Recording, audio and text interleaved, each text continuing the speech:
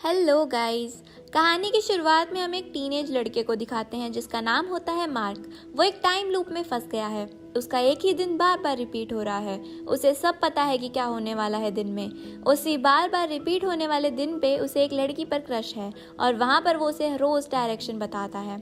अब उसने इस दिन में कई सारी लॉटरीज जीती और कई सारे मज़ेदार चीज़ें करी है, लेकिन उसकी सारी हैप्पीनेस टेम्परेरी है। 12 बजे के बाद दिन रिपीट होगा और इस बात से वो इरिटेट हो चुका है। उसकी मॉम उसके उठते ही ऑफिस चली जाती है और उसके फादर और सिस्टर के साथ वो ब्रेकफास्ट करता है। वो ये ब्रेकफास्ट इतनी बार कर चुका है कि उसे एक एक वर्ड याद है। फिर मार्क एक होप के साथ कम्युनिटी पूल पर जाता है और अपनी क्रश को बीच बॉल से बचाता है। यही वो बार बार करता था इस चाह में कि वो एक दिन उससे बात कर पाएगा।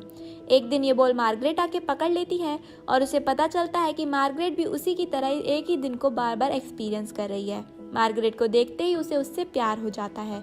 वो उसे थोड़ी सी स्ट्रेंज लगती है। ये बात वो अपने दोस्त हेनरी को बताता है।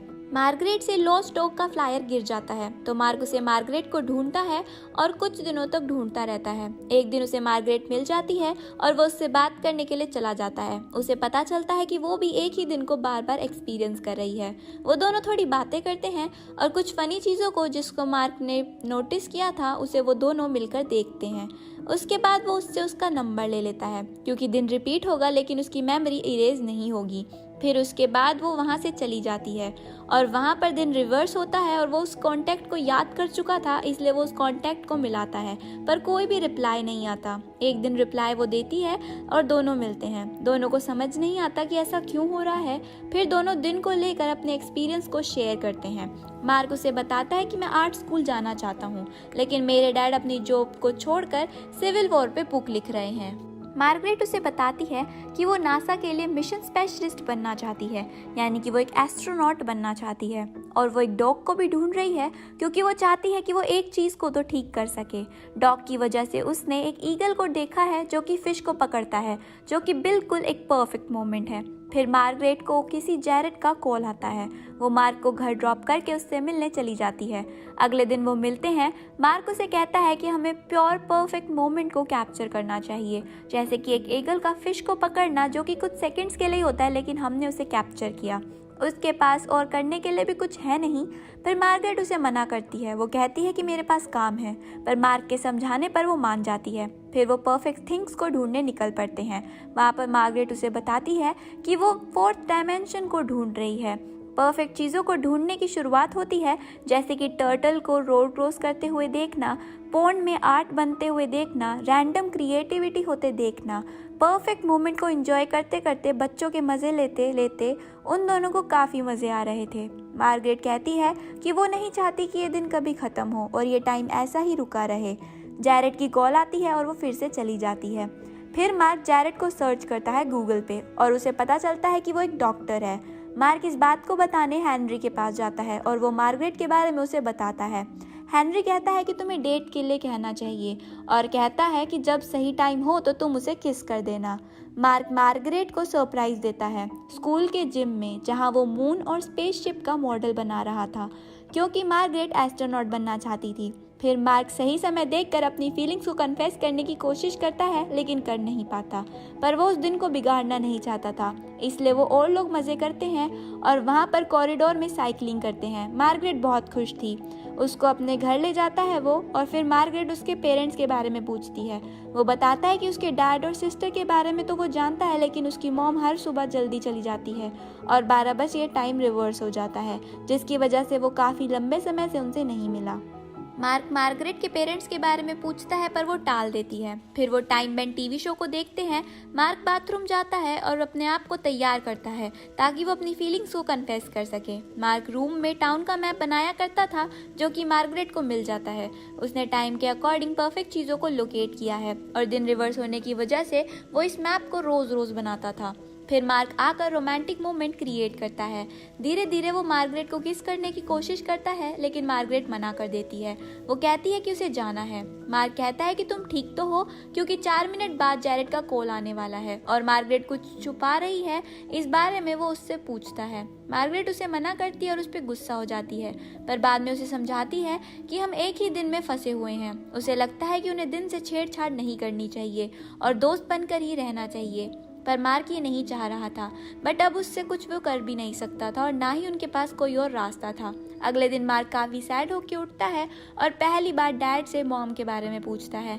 फिर वो हेनरी के पास जाता है और सारी बातें उसे बताता है। हेनरी को कुछ समझ नहीं आ रहा था क्योंकि उसे कुछ भी याद नहीं था। मार्क बहुत ज़्यादा परेशान हो चुका था और वो घर वापस आता है।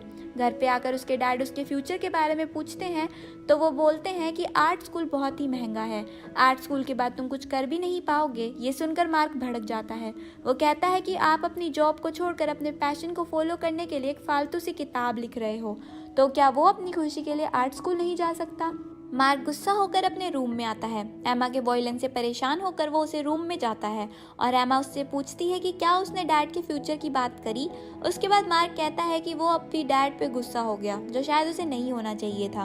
उसके बाद एमा उसे बताती है कि वो आर्ट स्कूल का खर्चा नहीं उठा सकते क्योंकि उनकी नौकरी नहीं है और घर के खर्चे भी मॉम की पेमेंट से निकल रहे हैं, तो वो चाहकर भी उसे आर्ट स्कूल में नहीं डाल सकते। उसे दूसरों के बारे में भी कुछ सोचना चाहिए।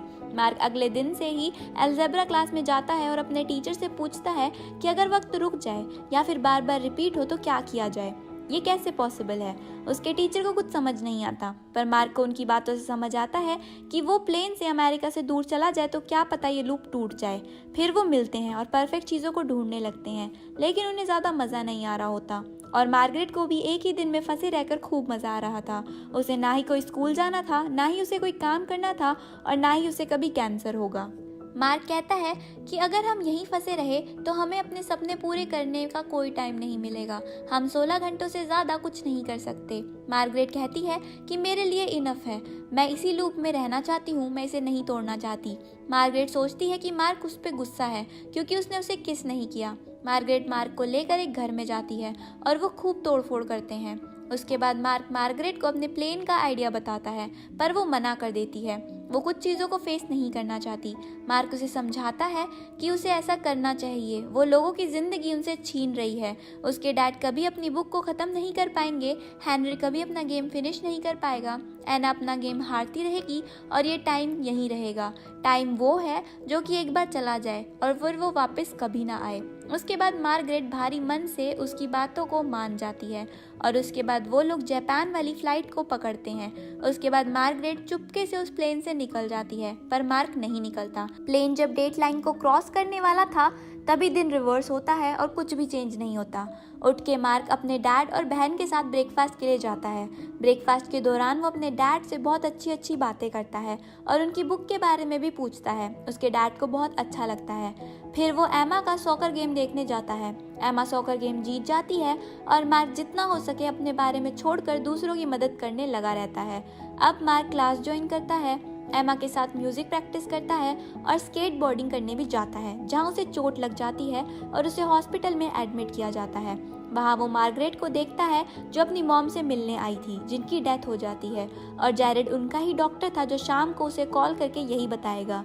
अब मार्क समझ जाता है कि मार्गरेट क्यों नहीं चाह रही थी कि ये दिन खत्म हो। वो अपनी मॉम को नहीं खोना चाह रही थी, इसलिए वो टाइम लूप को तोड़ने के लिए तैयार नहीं है। अगले दिन मार्क अपनी मॉम के ऑफिस जाने से पहले ही उनसे मिलता है और उन्हें गले लगा लेता है, क्योंकि उसे अब अपनी मॉम की अहमियत समझ आ गई थी। अब मार्क हेनरी के साथ गेम खेलता है। मार्क कहता है कि अब वो लाइफ को समझ पाया है। उसे लगा था कि ये एक लव स्टोरी है और इसमें वो इसका हीरो है, लेकिन ये स्टोरी कभी मार्क की थी ही नहीं। ये स्टोरी थी मार्गरेट की और वो ही इसकी लीड कैरेक्टर है। अगले दिन मार्गरेट को मिसिंग डॉग भी मिल जाता है और वो हेनरी के पास जाती है ताकि वो उसके गेम को कंप्लीट करने में उसकी हेल्प कर सके। वो कहती है कि वो मार्क की दोस्त है। वो गेम ख़त्म करती है और उन्हें एक मैप शो होता है जो कि 4 डायमेंशन वाला मैप था, इसलिए मार्गरेट हेनरी के पास डॉग को छोड़कर मार्क के घर जाती है और मार्क के मैप में जितने भी परफेक्ट मोमेंट्स थे और जो भी लिखने बाकी थे उन्हें लिखती है। फाइनली वो लाइट डालकर एक 4 डायमेंशन का मैप क्रिएट करती है, पर अभी भी एक परफेक्ट मोमेंट मिसिंग था जिसकी वजह से वो अधूरा था। वो इसे पूरा करने चाहती है क्योंकि वो बचपन से 4th डायमेंशन को ढूंढ रही है। पास में हम मार्गरेट को देखते हैं, वो अपनी मॉम के साथ थी और वो अपनी मॉम को छोड़ने के लिए बिल्कुल भी रेडी नहीं है, पर उसकी मॉम उसे समझाती है कि टाइम ख़त्म होने के बाद सबको जाना होता है, लेकिन जितना हम जिए वो एक परफेक्ट मोमेंट है। फिर प्रेजेंट में मार्गरेट मिसिंग लोकेशन का पता लगाती है। वो पब्लिक पूल के पास जाती है, वहाँ उसे मार्क मिलता है। उसे पता था कि मार्क उसे यहीं मिलेगा। फिर मार्गरेट उसे बताती है कि जो मैप उसने तैयार किया है उसमें एक परफेक्ट मोमेंट मिसिंग है और वहीं मिलते ही ये लूप टूट जाएगा। फिर वो बताता है कि उसने उसकी मॉम के साथ उसे देखा है, इसलिए वो भी नहीं चाहता कि ये लूप टूटे और वो उसे उसकी मॉम से दूर नहीं करना चाहता। मार्गरेट उसे बताती है कि कल उससे उसकी मॉम से बात करी। वो बस डर रही थी कि फ्यूचर में उसके पास उसकी मॉम नहीं होगी और ना ही उसकी मॉम उसके साथ होगी। वो चाहती थी कि टाइम रुक जाए और ऐसा ही हुआ और इस बात से वो बहुत खुश थी। लेकिन जब वो मार्क से मिली तब वो समझ गई कि उसने लूप से निकलने का टाइम आ चुका है। उसे लगता था कि वो दोनों सपना देख रहे हैं और बाकी सब जगे हुए हैं। मार्क उसे कहता है कि वो पूल पे नजर रखेगा और परफेक्ट मोमेंट को कैप्चर करेगा। तभी मार्गरेट उसे किस करती है और यही था परफेक्ट मोमेंट।